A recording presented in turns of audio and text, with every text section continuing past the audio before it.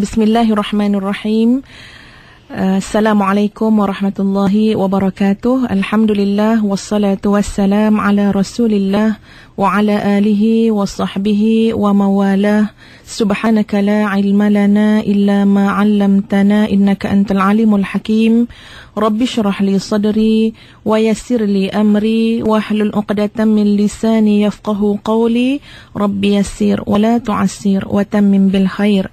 Saudara-saudari, tuan-tuan dan puan-puan yang dikasihi sekalian, kalau kita mengikuti perbincangan kita pada yang sebelum ini, Ustazah menjelaskan tentang bagaimana membangun personaliti.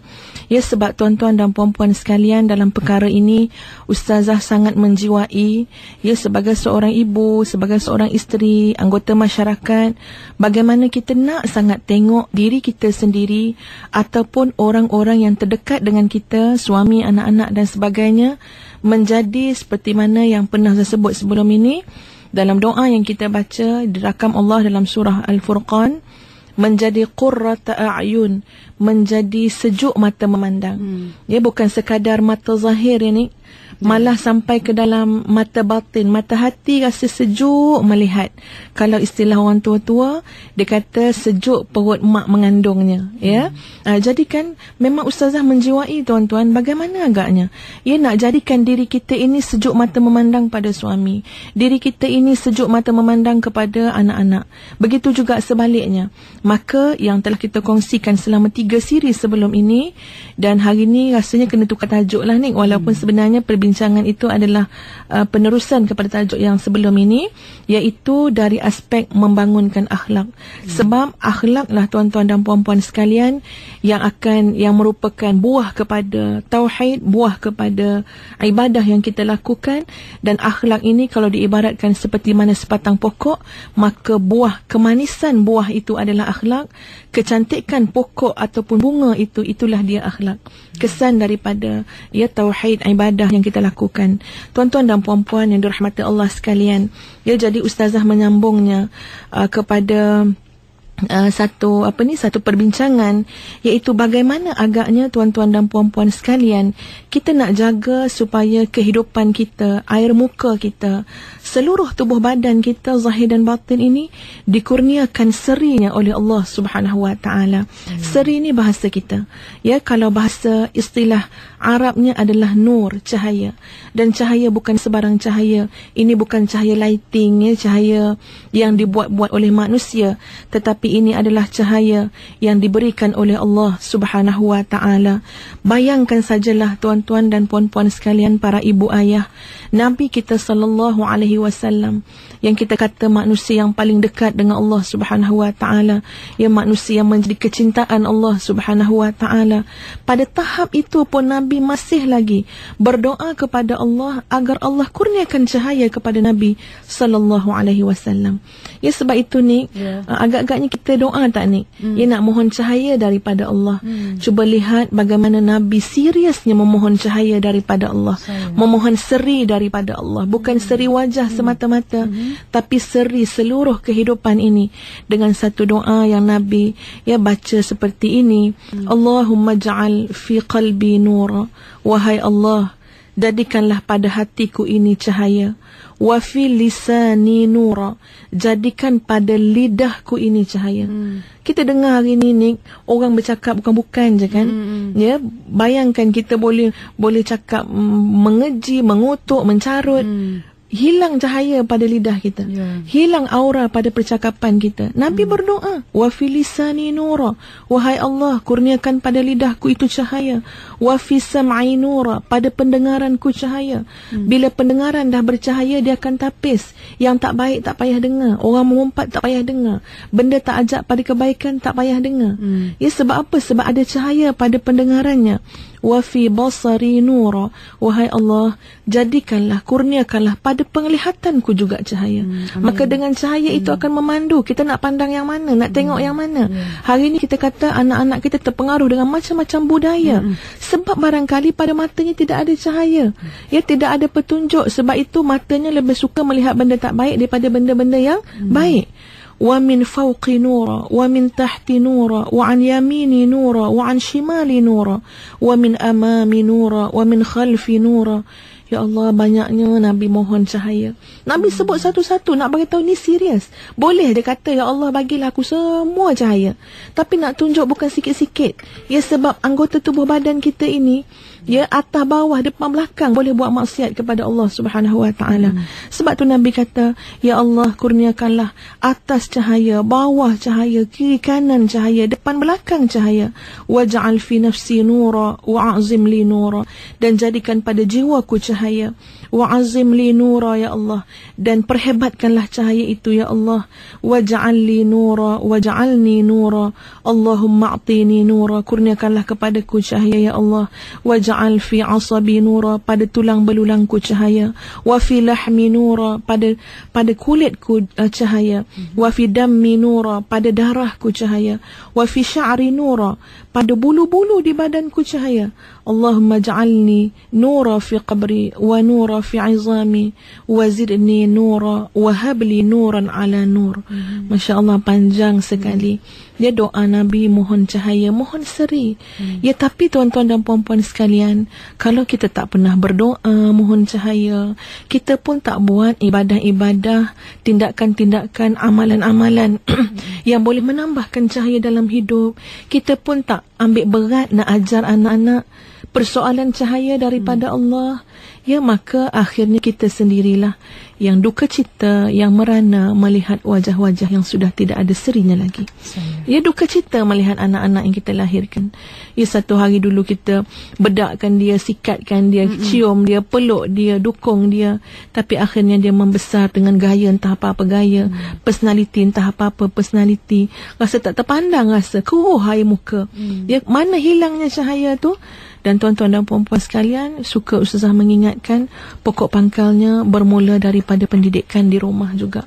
Ya, bermula daripada pendidikan yang ditanam oleh ibu dan ayah. Apa kata usrah kita malam ni? Ya, kalau kita buat usrah dalam rumah tangga sekali-sekala, ya, mungkin sebulan sekali. Jadi ada macam-macam benda kita nak share dengan anak-anak, ya, dengan suami, dengan isteri.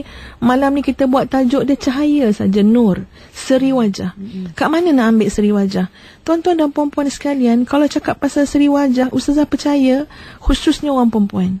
Ni orang perempuan jangan marah, Ustazah pun perempuan juga, ya. Nah, khususnya orang perempuan, kalau cakap pasal seri wajah, cakap pasal awet muda, ya, cakap pasal apa-apalah, ya, aura wajah, memang kita akan apa ni, cepat-cepat. Kalau dalam kuliah tu bila cakap okey ni petua awet muda, cepat-cepat ambil pen. Tadi masa bagi doa tak ambil pen pun nak catat. Dia nak bagi tahu seronok, gairah kita nak tahu. Tapi tuan-tuan dan puan-puan sekalian, ya, walaupun sampai saya kata macam ni, bayangkan syarikat-syarikat pun buat kosmetik. Ya, syarikat-syarikat buat kosmetik ni baru keluarkan produk dia 3-4 bulan pun dah boleh jadi jutawan ini. Nak bagi tahu sukanya masyarakat kita cara macam mana nak bagi muka tu lagi berseri, ya, muka tu lagi berkilat dan sebagainya. Tapi kita kena lihat bagaimana Islam mengatur benda ini, ya, membangunkan personality, membangunkan seri wajah. Kalau boleh saya sebutkan beberapa perkara yang insya-Allah membawa kepada keceriaan wajah, yang membawa kepada nur, selain daripada doa yang diajar oleh Nabi kita Muhammad sallallahu alaihi wasallam tadi, ya, di antara lain ialah seri wajah nur yang datang daripada amalan memperbanyakkan sujud. Ya, banyak sujud kepada Allah, bukan sujud yang saja-saja, ya, tapi lebih dimaksudkan dekat sini solat-solat sunat yang kita lakukan.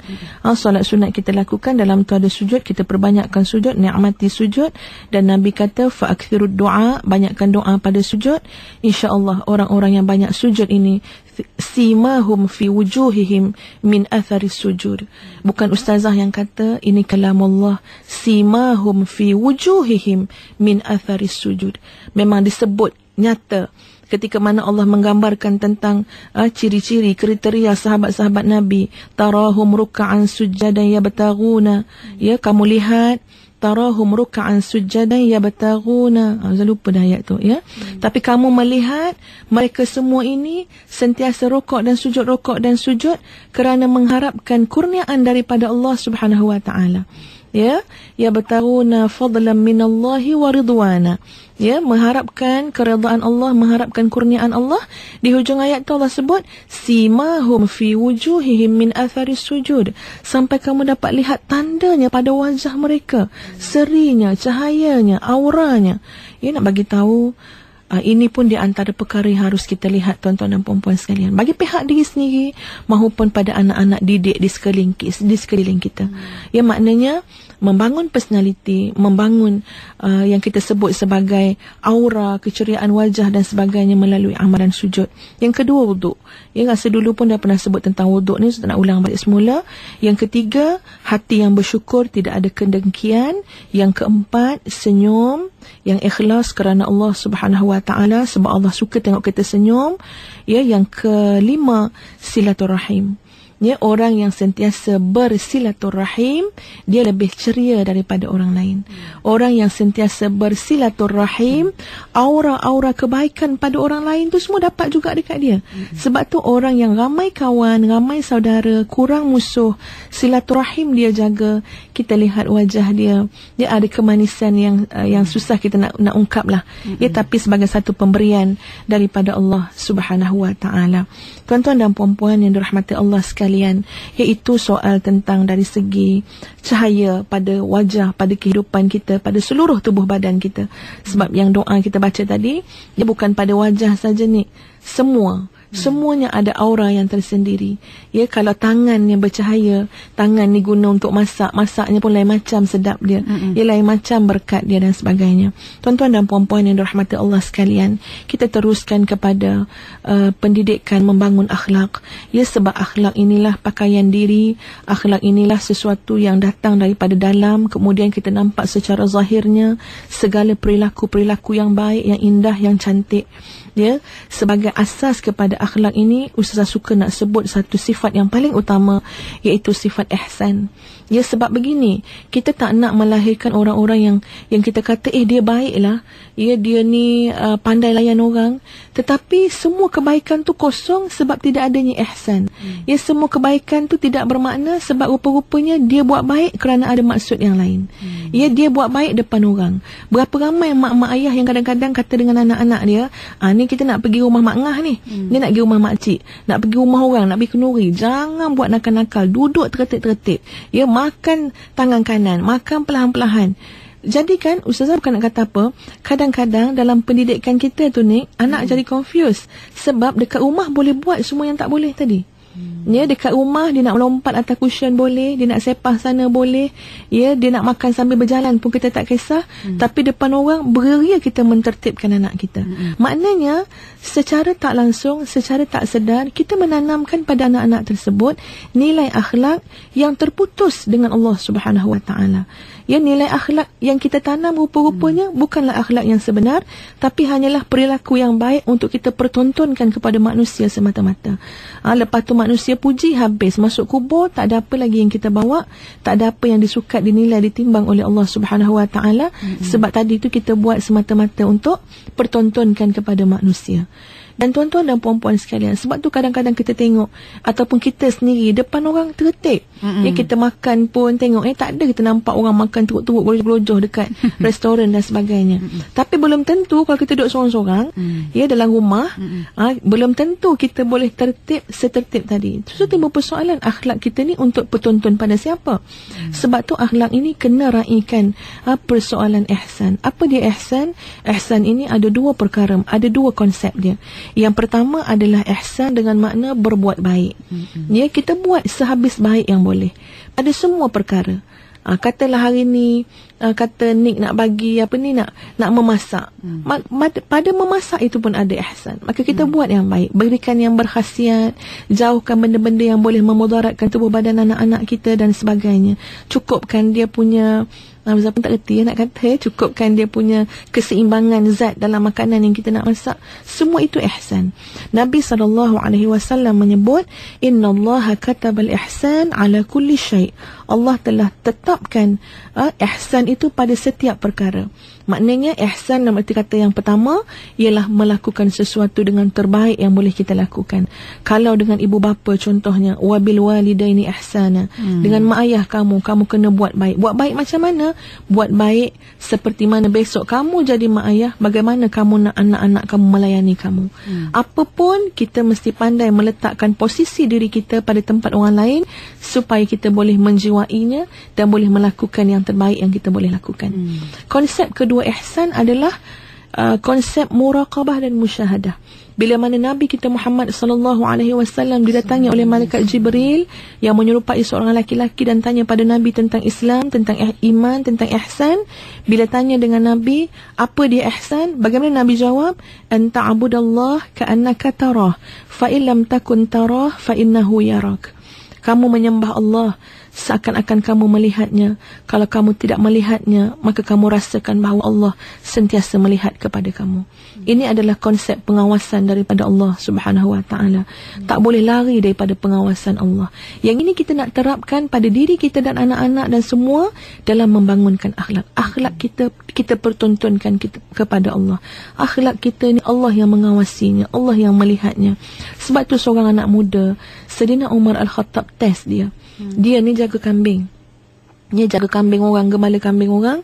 Kemudian Saidina Umar kata, bagus kambing ni, jual lah seekor kat aku. Sebab kambing ni banyak anak-anak dia. Jadi tuan punya kambing pun dah tak tahu dah, ya, berapa banyak yang dia melahirkan anak. Jadi dia kata, jual lah dengan aku seekor. Dia kata tak boleh, dia kata. Ya, bukannya tuan kamu nampak pun dan dia bukan tahu berapa ramai anak kambing ni, berapa banyak anak kambing. Lalu anak muda ni bertanya kepada Saidina Umar, lalu di mana Allah? Ya, kalau tuan suruh saya jual, lalu di mana Allah, wahai tuan? Dia tanya dengan Saidina Umar. Padahal Saidina Umar nak menguji je. Ya, dan Saidina Umar mengkagumi kehebatan, ya, perasaan anak muda itu terhadap pengawasan Allah Subhanahu Wa Taala. Begitu juga Ustaz terpesona dengan satu kisah. Kisah ayah kepada Abdullah ibnu Mubarak. Ya, sebab tu lahir anak pun masya-Allah, Abdullah ibnu Mubarak. Bagaimana ayah dia ni jaga kebun apple selama lebih kurang tak silap 15 tahun. Jaga kebun apple yang sangat luas. Satu hari tu datang pembesar negara tu, ya, nak berkunjung dekat rumah tuan punya kebun. Jadi tuan kebun kata, sila ambil, pilih, bagi buah sebab nak bagi makan dengan pembesar ni. Jadi kata tuan kebun, kamu pastikan kamu ambil buah yang manis-manis, buah yang memang sedap rasa dia. Jadi kata ayah Abdullah Mubarak, dia kata, minta maaf tuan, saya tak tahu buah mana yang manis. Sebanyak-banyak seluruh-luah kebun tuan ni, saya tak tahu pokok mana yang buahnya manis, pokok mana yang buahnya masam. Jadi tuan kebun ni marah. Dia kata, kamu jangan nak membohong. Takkan kamu tak tahu, selalu rasa dah mana satu buah manis, mana satu buah masam. Kata tuan gajikan saya untuk jaga kebun, untuk kutip buah. Dan saya tidak ada hak untuk makan semua, ya, buah-buah yang menjadi kepunyaan tuan. Jadi selama 15 tahun ni tuan, saya tak pernah rasa buah-buah ni, sebab tu saya tak tahu mana satu yang manis, mana satu yang masam. Bukannya tuan ni ada CCTV ke dan sebagainya, ya, tapi nak bagi tahu merasakan pengawasan Allah Subhanahu Wa Taala menjadikan dia berakhlak amanah. Ya, kalau kita ni, kita bawa berplastik-plastik, bawa balik lagi pada anak, pada isteri, ya. Kebetulan kita kata kita kerja kilang ni lah, kilang tu lah. Macam-macam orang kerja restoran bawa balik makanan diam-diam ni tuan. Majikan tak tahu. Memang majikan tak tahu, tapi nak beritahu sebab kadang-kadang kita tak ditanam daripada kecil, ya, soal merasai pengawasan Allah Subhanahu Wa Taala ataupun dalam istilahnya ihsan. Ya, saya rasa saya kena berhenti dulu setakat ini, memberi laluan kepada sahabat-sahabat kita di luar sana, berkongsi dengan kita semua ataupun mengajukan sebarang pandangan. Mana-mana yang Ustazah berupaya untuk jawab, saya akan cuba. Mana-mana yang tidak tu kita tangguhkan pada minggu-minggu berikutnya. Saya untuk itu kita jemput rakan-rakan pendengar kita untuk menghubungi kami 0362051500. Hari ini kita bersama dengan yang berbahagia Ustazah Nur Hafizah Musa, pensyarah UTM, yang berbincara tentang tajuk cukup menarik pada hari ini. Kita bawakan kepada rakan-rakan pendengar kita Untuk anda terus sekali lagi boleh hubungi kami, dan nampaknya kita telah pun ada pemanggil yang pertama pada hari ini. Assalamualaikum, siapa di sana? Waalaikumsalam. Ya. Cik Nasi dari Ipoh. Ya, Cik Nasi. Apa khabar Cik Nasi? Alhamdulillah sihat. Ya, silakan. Kak Ni sihat ke? Alhamdulillah sihat. Ustazah? Ya, saya. Alhamdulillah. Ya, sila Cik Nasi. Saya ni soalannya Ustazah. Saya kadang-kadang sembang dengan rumah kan. Kan? Macam contoh, kita nak bagi contoh yang baik. Kan? Kira contoh yang baik untuk anak-anak. Macam saya sembang dengan orang, tapi belum lah saya sembang dengan anak-anak kan. Tapi saya sembang dengan rumah saya kata, abang ni bukan contoh yang baik. Bawa lori je. Baca Quran pun merangka-rangka. Nak minta ngapai hadis pun belum lagi. Sentium dah kurang. So macam mana kita nak buat dengan anak-anak kita? Kami suami isteri memang pendidikan memang kurang lah Ustazah. Ya, so, saya. apa yang kami boleh buat? Tapi memang kami nak anak kami, anak yang soleh-solehah. Ya, buat saya. masa ni Alhamdulillah, anak-anak kami qurratu a'yun. Jauh beza agama kuat imam. So, Ya, kami sebagai ibu bapa, apa yang kami boleh buat? Kami tak ada ilmu tu memang kurang lah Ustazah. Ya. Assalamualaikum. Assalamualaikum warahmatullahi wabarakatuh. Terima kasih banyak Cik Nasi. Kita teruskan dengan pemanggil kita yang berikutnya.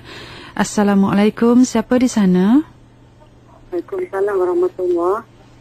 Saya Ina daripada Bani, Assalamualaikum Ustazah. Ya, saya. Sila Poina. Ustazah, mungkin soalan saya keluar daripada topik. Ya, saya. Saya tahu daripada Ustazah lah. Ni pasal suami lah sebab kadang-kadang suami saya dia suka sangat tolong lah buat kerja rumah semua kan. Tapi bukan saya yang suruh. Kadang-kadang dia tengok mungkin beban kan. Mungkin dia tengok saya seorang, dia tak ada orang gaji. Tapi dia tolong lah semua kerja rumah ni dia buat. Tapi kadang-kadang saya terfikir juga, kadang-kadang adakah saya macam mana, adakah saya berdosa ke ataupun macam mana, saya tak tahu. Ingat kadang-kadang saya ingat nak cakap dengan dia tak payahlah, tapi dia itu semua sendiri yang dia buat semua. Baik, terima kasih Puan Nina. Tapi itu yang saya nak tanya, nak pendapat Ustazah lah. Saya. Terima kasih Ustazah. Assalamualaikum. Waalaikumsalam warahmatullahi. Kita ambil satu lagi soalan daripada rakan pendengar kita. Assalamualaikum, siapa di sana? Waalaikumsalam. Ya, siapa di sana? Saya Puan Zainura daripada Kuala Lumpur. Puan Nora. Zainura, teruskan. Okey, sila Puan Zainura. Hello. Hello, Assalamualaikum. Assalamualaikum warahmatullahi. Ya, saya. Sila. Saya sebenarnya saya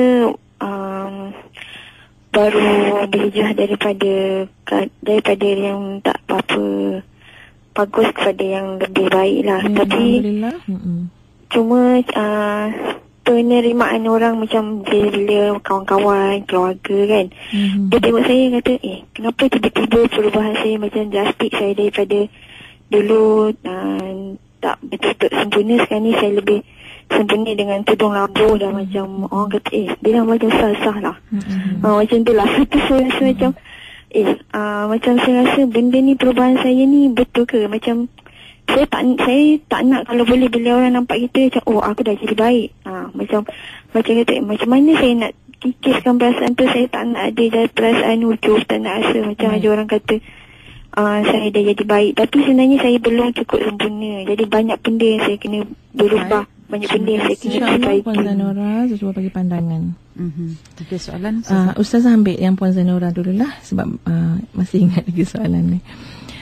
Ustazah ucapkan tahniah kepada semua orang yang telah pun rasa, yang berhijrah lah kita kata. Dan kita kena bersyukur dengan Allah Subhanahu Wa Taala. Dalam ramai-ramai orang yang masih belum insaf, kita diberikan kesedaran dan keinsafan oleh Allah.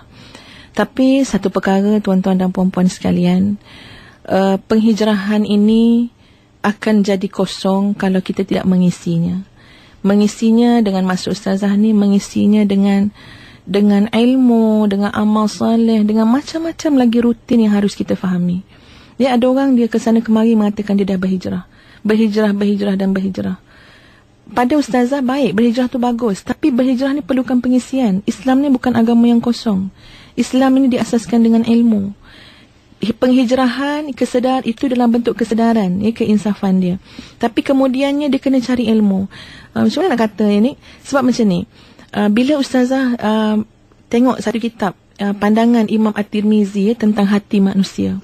Subhanallah, dia sangat memberikan input kepada ustazah untuk memahami tentang hati manusia tu, hati kita ni dengan lebih baik.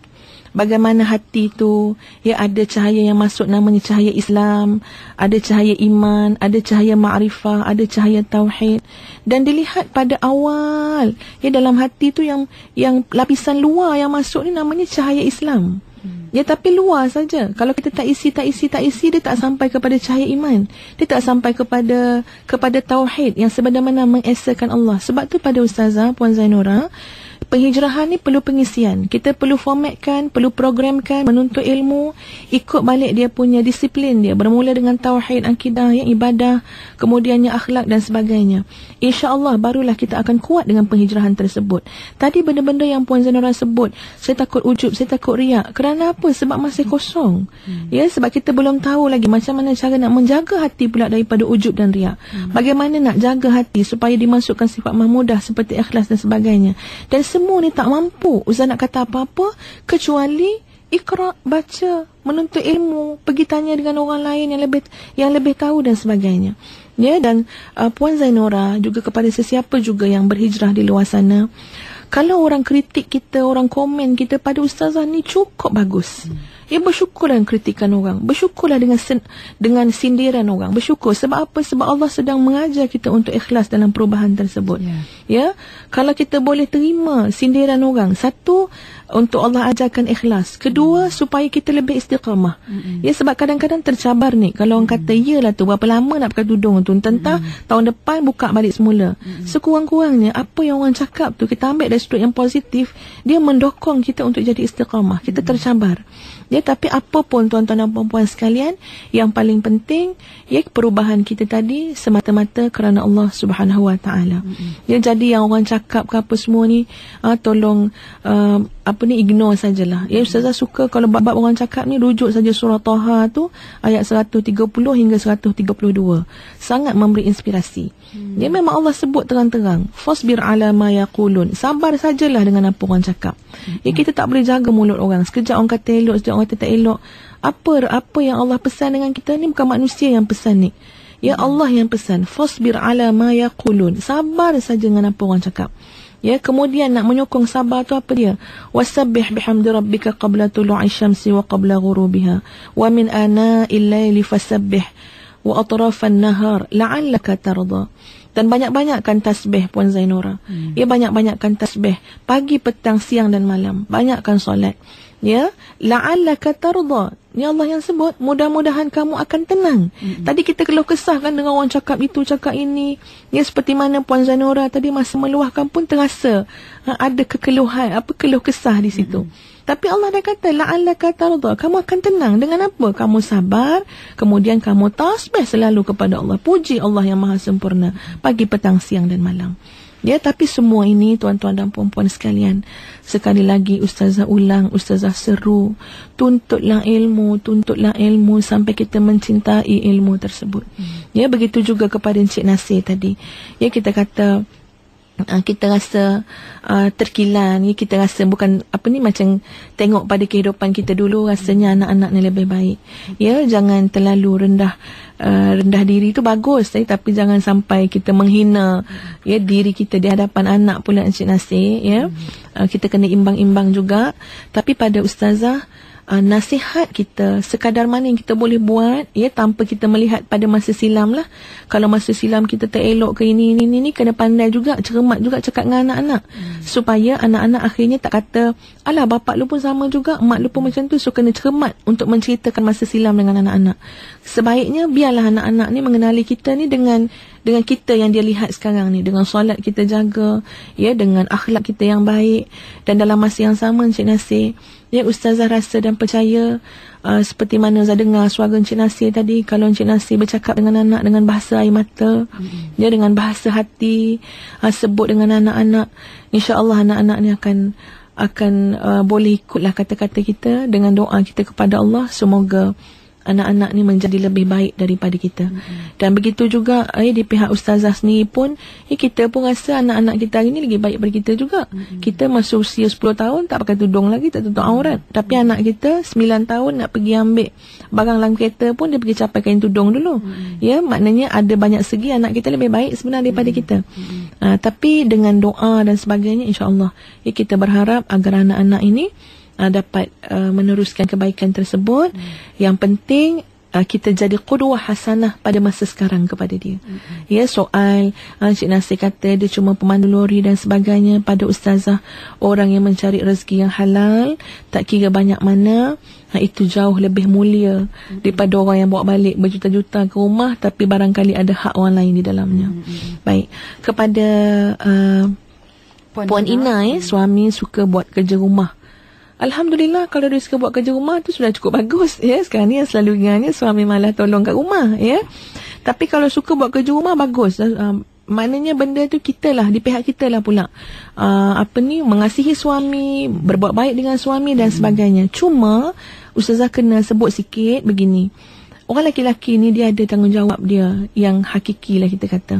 Ya, kita tak nak sampai tahap, ya tuan-tuan dan puan-puan sekalian, kerana keasyikannya membuat kerja rumah sehingga dia punya qawamah, rajulah, kelakian dia, ya, kepimpinan dia jadi tergugat pula pada pandangan mata anak-anak ataupun pada pandangan, ya, mata masyarakat dan sebagainya. Sebab begini, pada ustazah, seorang isteri kena jaga air muka suami. Ya, sebab itu memang Nabi kita pun tolong buat kerja rumah, tapi jangan lupa Nabi pun pemimpin masyarakat. Nabi pun tahulah Nabi kan dengan segala tugas-tugas dia. Jadi jangan pula kita kata Nabi buat kerja rumah, jadi kita buat kerja rumah saja. Yang ini saya rasa sudah salah faham. Sebab begini, seorang isteri tu dia patut jaga juga air muka suami dia. Dan air muka ini diukur dengan kebiasaan juga, dengan adat setempat. Kalau dalam masyarakat kita tak biasa, dia tengok seorang suami sidai kain, angkat kain, lipat kain, gosok kain, tu heran juga kalau segala persoalan kain suami buat, sebab tak biasa lah masyarakat kita macam tu. Tiba-tiba kita kata, pergilah bang, sidai kain. Lepas tu kan itu juga lah berlari-lari lah pula kalau jangan-jangan angkat kain. Pada ustazah, benda itu walaupun itu memang benda yang baik, menolong isteri, tapi si isteri ni kena pandai juga menjaga air muka suami, sebab urufnya tidak begitu. Ya, jadi agak-agaklah sikit para isteri sekalian. Ya, kalau yang sampai lipat kain pun suami, lain macam lah pula, ya. Jadi kita ni biar menempatkan seseorang itu pada posisi yang tepat. Ya, dengan mengambil kira syariat dan juga budaya kita. Ya, soal tolong isteri, betul boleh tolong. Ya, tapi jangan sampai hilang qawamah dan rajulah, hilang kepimpinan dan kelakian tadi.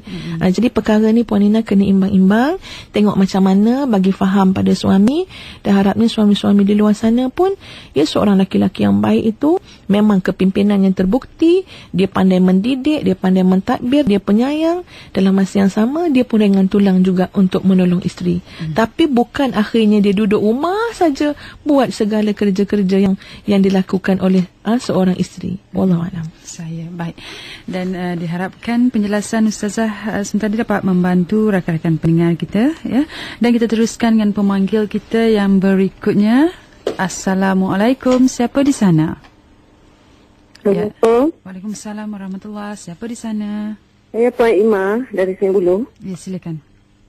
Assalamualaikum ustazah. Assalamualaikum warahmatullahi. Sila Puan Ima. Okey, saya nak tanya. Suami saya, dia ada berselisih faham dengan ibu dia. Jadi sampai sekarang dia tak balik rumah ibu dia. Macam mana ya? Sebab ibu dia ni telah menyakitkan hati dia lah. Macam menceritakan benda yang dia tak buat. Menceritakan kepada kawan-kawan dia, kepada saudara mara. Macam mana ya? Baik, terima kasih Puan Ima. Kita ambil pemanggil kita yang berikutnya. Assalamualaikum, siapa di sana? Assalamualaikum. Ya, teruskan. Assalamualaikum, siapa di sana? Baik, saya ambil panggilan yang berikutnya. Assalamualaikum, siapa di sana? Hello. Ya, Assalamualaikum, siapa di sana? Waalaikumsalam. Saya nak tanya Ustazah dengan saya punya isteri. Sebab sekarang ni isteri saya pun kerja dengan saya. Macam buat kerja-kerja rumah tu macam akak saya pun buat juga. Yes, sekarang saya nak tanya dia macam saya kalau boleh dia nak suruh duduk rumah sebab saya ada anak, jaga anak. Tapi dia cakap gaji saya tak cukup. Memang saya mengaku gaji saya tak cukup. Tapi sekadar dengan apa yang ditanggung tu memang saya boleh tanggung lah. Cuma tak dapat lah apa yang boleh bagi dia, apa yang dia nak je lah. Sekarang saya rasa terkilan lah dengan apa yang dia cakap. Tuan dah bincang dah baik-baik dah dengan isteri? Dah bincang baik-baik lah dengan dia. Cuma nanti dia cakap saya tak dapat bagi apa yang dia nak. Okey. Anak berapa orang? Anak seorang baru. Seorang ya, okey. Baik, insya-Allah saya cuba bagi pandangan. Ya. Kita ambil pemanggil kita yang berikutnya. Assalamualaikum, siapa di sana? Assalamualaikum. Assalamualaikum. Ya, siapa di sana? Cik Yaakob. Assalamualaikum Melaka. Silakan. Sila. Assalamualaikum Ustazah. Ya, Waalaikumsalam warahmatullahi. Lama tak jumpa. Ya, Ustaz, saya. saya nak tanya Ustazah kata jaga diri, maruah diri kan. Saya dulu berpandangan pada 2-3 penceramah adalah Islam lah. Kadang-kadang bila kita sebut nama, kita sebut anak saya, isteri saya, mak saya. Jadi saya ada anjurkan untuk jaga maruah diri, jaga ni. Kita sebut soalan tu mulakan bagaimana. Jadi kalau boleh maruah tu tidak disebutlah. Kadang-kadang ada kita sebut-sebut benda tu. Kadang-kadang kalau didengar oleh suami anak kita, mungkin dia akan balik. Kan dia semangat, kata kena orang akan kena suara kan. Kita kata. Jadi saya beri pandangan jaga maruah diri ni sebaik-baiknya lah kita sebut masalahnya. Dimulakan bagaimana menjaga anak dia, bagaimana menjaga ibu yang tak sayang. Macam kita dia sebut ibu saya tak pernah semayang. Jadi orang dengar, kampung kata, orang anak dia ni kata dalam live dia kata ibu tak pernah semayang. Jadi orang tak. Saya nak sebut sikit maruah diri ni supaya penonton akhirnya dengar sekarang ni, bila nak bertanya dia mulakan dengan bagaimana nak mengatasi masalah anak yang macam ni. Saya pun tak ada ilmu ni. Assalamualaikum warahmatullahi. Baik, Ustazah mulakan respon kepada Encik Yaakob tadi. Betul lah, maknanya selama mana kita boleh menjaga keaiban orang lain, maka kita kena lakukan perkara tersebut. Selama mana kita boleh jaga. Jadi kalau kita kata kita boleh jadikan umum, persoalan umum yang kita tak tahu siapa yang kita maksudkan, kalau begitu pun pada Ustaz sangat baik. Kecuali lah kita jumpa face to face, berdepan seorang dengan seorang, yang kemudian ni kita bercakap tu dengan untuk menyelesaikan masalah dan sebagainya, itu dibenarkanlah dalam Islam. Tapi kalau untuk yang didengari secara umum, Ustazah rasa kena raikan juga pandangan Encik Yaakob ni untuk kita cuba jaga jugalah supaya tidak mencalarkan maruah ataupun aib orang lain. Baik, yang kedua soal isteri tadi tak nak duduk rumah, nak bekerja kerana katanya nanti tak nak dapatkan apa-apa yang dia nak. Begini tuan-tuan dan puan-puan sekalian, pada Ustazah rumah tangga ini akan dapat dibina keharmoniannya dengan perbincangan. Perbincangan ini bukan berlawan hujah akal saja. Tapi perbincangan ini kita kena lahirkan rasa kasih sayang, ambil berat dan sebagainya. Jadi pada pandangan Ustazah, memang kalau seorang suami dah kata tak boleh kerja, awak duduk rumah,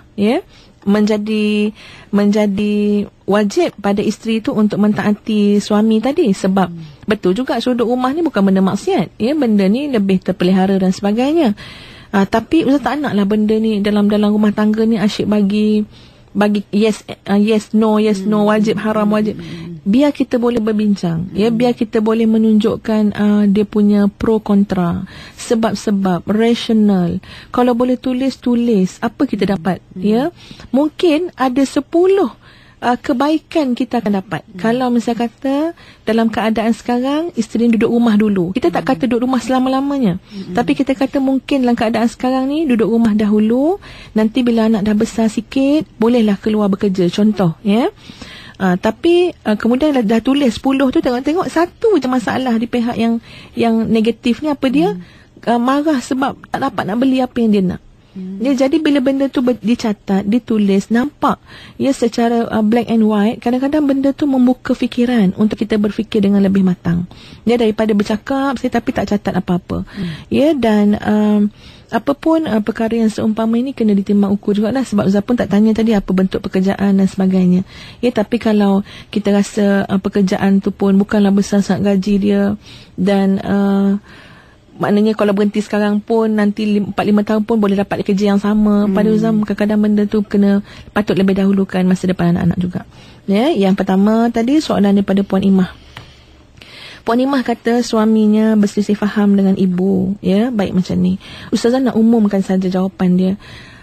Kalau kita selisih faham dengan ibu, ya, dalam apa jua situasi ataupun masalah, Ustazah cadangkan, raikanlah kepada apa yang telah disebut, difirmankan.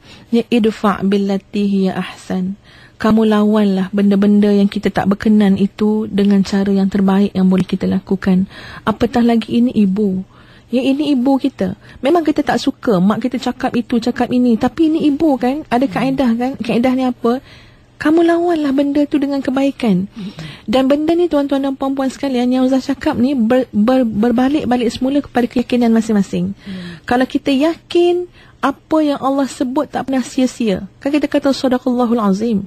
Benarlah segala apa yang Allah firmankan. Kalau kita yakin ini Allah yang suruh buat baik, tolak kejahatan dengan kebaikan. Ya, tolak, layan benda yang kita tak suka ni dengan kebaikan yang boleh kita buat, dan kita yakin ini Allah yang suruh, pasti hasilnya baik. Ya, maka kita akan boleh buat. Tapi orang tak yakin dengan kata-kata Allah dan kalam Allah, dia akan kata balik, iya ke? Betul ke dia akan baik balik semula? Okey ke dia? Pada ustazah ni masalah keyakinan, masalah iman. Kalau kita yakin dan kita beriman, dah Allah yang kata macam tu, buat baik sajalah. Kita akan tengok nanti keajaiban dia. Sebab iman ni tuan-tuan, keyakinan ni tuan-tuan melahirkan keajaiban. InsyaAllah lepas 10 tahun, tiba-tiba kita jadi anak yang paling disayang. Lepas 10 tahun, kebaikan kita boleh mengubah ibu kita. Percaya ke tak percaya, yakin tak yakin, itu masalah masing-masing. Ini sebab begini tuan-tuan dan puan-puan sekalian, kalau kita lihat dari segi martabat akhlak, yang kita bincangkan hari ini, martabat akhlak, dia ada martabat, dia juga ada adab ni. Kalau dengan antara kita dengan Allah Subhanahu Wa Taala, dengan qada qadar, takdir yang Allah tetapkan, dia ada pertama sekali makam yang paling lemah. Apa dia makam yang lemah? Makam lemah ni kita merungut dia, zuhurul syakwa. Sentiasa merungut dengan apa yang Allah tentukan pada kita. Ya, taklah kita kata protes, kita mengatakan yang buruk-buruk, tak, tapi kita merungut, aduh penatnya, aduh letihnya, aduh susahnya, merungut, ya, sakitnya dan sebagainya. Naik satu makam yang lebih baik. Apa dia? Makam sabar. Ya, rungutan tu dah makin kurang, kita bertahan. Ya, bukan tak rasa sakit, rasa tapi sabar. Bukan tak rasa susah, rasa tapi sabar. Naik lagi satu makam. Makam apa? Makam redha. Bila makam redha, sakit tu dah tak terasa sangat. Ya, susah tu dah tak terasa sangat. Sebab apa? Telah redha. Naik lagi satu makam yang lebih baik. Makam apa? Makam syukur. Ya, makam syukur maknanya susah tiba-tiba jadi senang. Sakit telah jadi nikmat. Itu adab akhlak antara kita dengan Allah Subhanahu Wa Taala dalam persoalan qada qadar. Ya, kemudian kalau akhlak ataupun adab antara kita dengan manusia, macam mana? Yang pertama sekali, kita memaafkan. Itu yang paling bawah tu, memaafkan tu. Maknanya orang tak memaafkan ni, yang teruk sangat lah tu. Ya, maknanya memaafkan. Dah lah yang buat tak baik tu mak kita, yang melahirkan kita, besarkan kita. Lagi senang kita nak maafkan sepatutnya. Maafkan je lah. Mungkin dia jahil, dia tak tahu. Ya, dia pun orang tua. Itu nombor satu. Kalau boleh, naik lagi satu tingkat. Apa dia? Bersih daripada dendam. Dia tak pernah sebut, tak pernah ungkit, tak ada dendam, lupakan saja. Yang ketiga yang lebih baik, melihat Allah sebagai penguji. Betul mak kita buat begini, cakap macam ni, tapi kita lihat Allah lah yang nak uji kita sebenarnya. Maka kasihan belas sajalah dengan mak tu. Ya, Allah nak uji, maknanya ada kebaikan lah yang Allah nak beri kepada kita. Hari tu saya dah sebutkan ni, ya, kata-kata Sayyidina Ali karamallahu wajhah, la khaira fi khairin ba'dahun nar, wala syarra fi syarrin ba'dahul jannah. Tidak ada kebaikan pada kebaikan yang kita anggap kebaikan tu, sedangkan hujung dia neraka. Tak ada keburukan pada sesuatu perkara yang kita anggap susah dan buruk, kalau hujungnya syurga. Nah, sekarang kita kata, ya Allah, mak kita ni marah kita, mak kita mengata kita anggap benda tu buruk, kita anggap benda tu susah. Tapi kalau hujungnya Allah nak bagi kita pahala, nak bagi kita syurga dengan sebab kita sabar, dengan sebab kita buat baik, maka kita patut bersyukur dengan keadaan ni. Maknanya menjadi ruang pahala kepada kita. Ya, jadi kita kena faham. Yang ketiga tadi, melihat Allah sebagai penguji. Adapun makam yang keempat antara kita dengan manusia ni, bila mana kita boleh buat makam ihsan tadi. Orang buat tak baik, kita balas dengan baik. Ya, orang buat khianat jahat kat kita ajar dia bagaimana untuk, ya, berbuat, memberikan segala manfaat kepada hidup dia. Jadi ini beberapa perkara yang kita kena kena ambil kira lah. Ya, dalam kita berurusan, akhlak kita dengan Allah, akhlak kita dengan manusia. So kita fikir dan kita tanya diri sendiri, kita nak berada di tahap yang mana. Ya, apapun, ya, Ustaz berharap pada Puan Imah tadi, suami isteri, sebagai isteri juga, kita kena selalu nasihat, ya, beri sokongan pada suami, ingatkan suami. Ya, tak lama pun nak sabar dengan seorang ibu ni, tak lama.